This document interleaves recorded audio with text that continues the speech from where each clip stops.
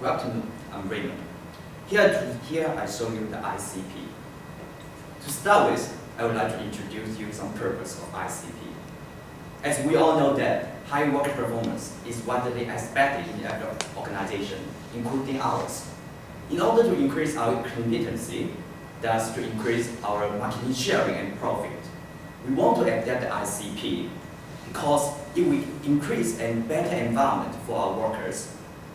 However, although this ICP can bring some benefits, there are some potential problems it may raise. Let me introduce you briefly. The first one should be the department bias, and the second one is age bias, and the third one is gender bias.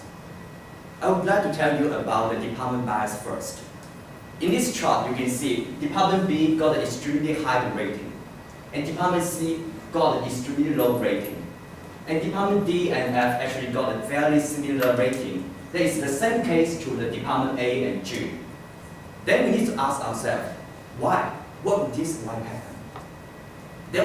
Then we come to a question is, what is the nature of Department C? Actually, Department C is administration, and its efforts are actually considered to be having a long-term results. That is, the managers those rating actually cannot see their efforts immediately turn into result. Thus, they tend to give them the lower rating. And this is what the case we call department bias.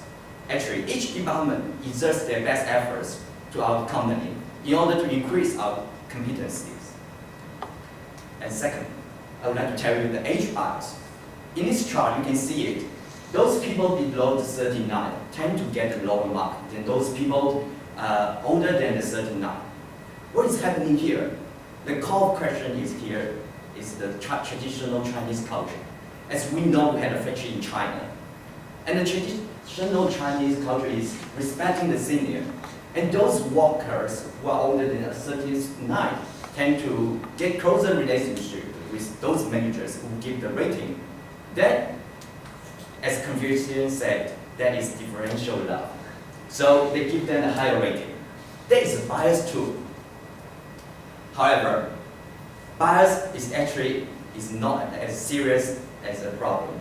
What is the most serious one is some worries it implied, such as age bias. It may increase the overturn of the younger generation. That will decrease our productivity. And what is the aim of our ICP?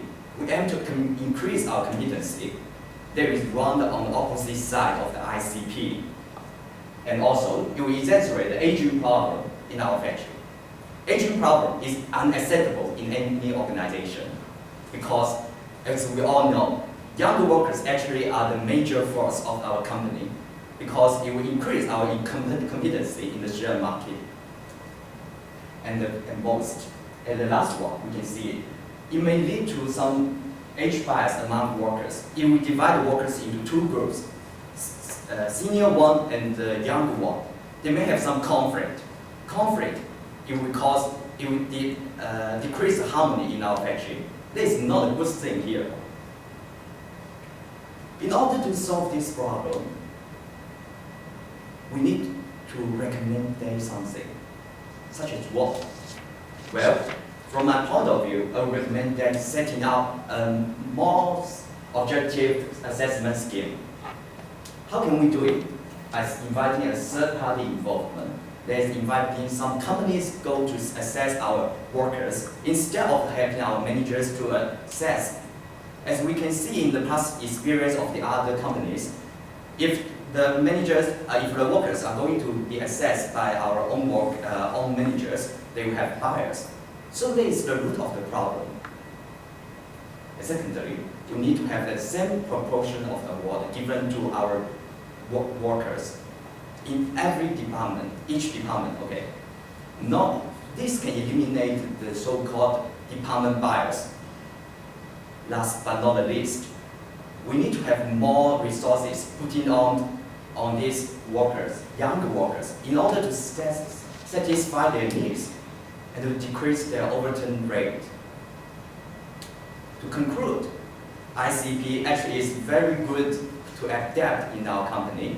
However, we need to think some potential problem may arise from the other countries too.